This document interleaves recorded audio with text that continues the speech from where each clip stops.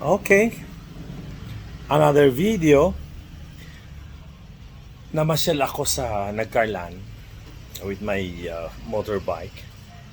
At nadadaanan ko napakadaming rambutan along the way. Sa mga karsada, sa mga maliit na kalye. Pula at saka yellow.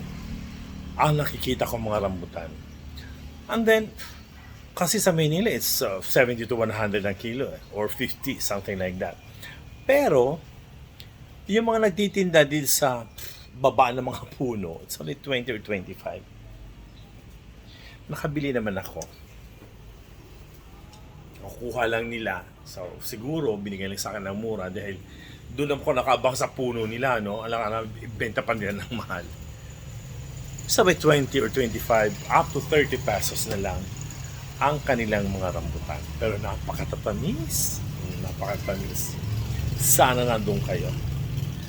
Okay.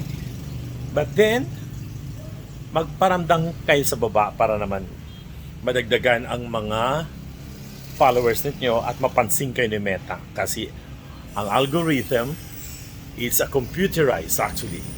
Pag nag-comment kayo, automatic yung computer na papansin kayo. So pag hindi kayo mapansin, wala kayong bonus. Right? That's all for today. Another day, another prime.